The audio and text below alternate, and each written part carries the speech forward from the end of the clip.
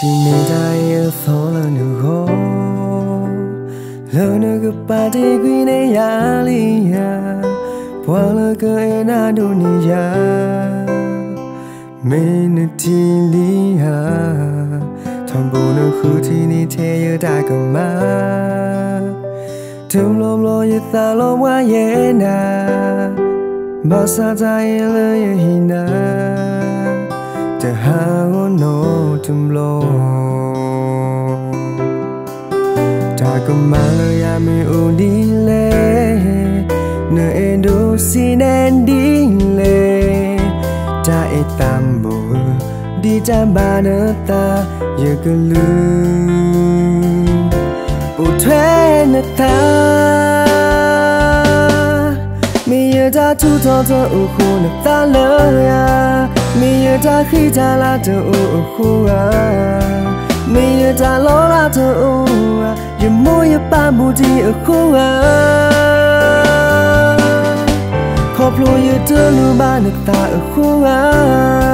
Tombo na mana ya tu na patiya Netaba kuyo ta u Koplo ya era duhu Agata Ke toe da gulo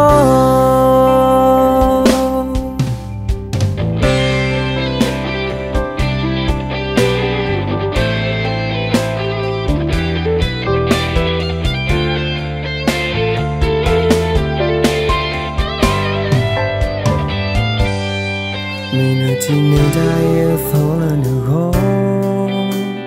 Lunugu pati gwine yalia Pwalaga ena dunia Minutilia Tombona khutini teya dagama Tumlomlo yithalo wayena Basata ila yahina Tahago no tumlo Dagama yami unile Na endo sinendile Ta etambo Di jambana ta yagalu Butwena ta Miya ta tutoto uku na ta laya Miya ta khita la ta uhuwa Miya ta lola ta uwa Yamu ya pamuti uhuwa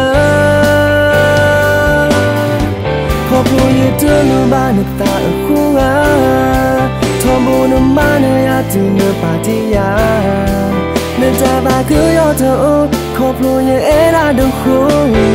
Agata ke toe da gulo Miya ta tutoto uhu na ta laya Miya ta khita la ta uhuwa Miya ta lola ta uwa Yamu ya pamuti uhuwa Koplo ya tulu mana ta uhuwa Tombo na mana ya tu na patiya Netaba kuyo ta u Koplo ya era duhu Agata ke toe da gulo Agata ke toe da gulo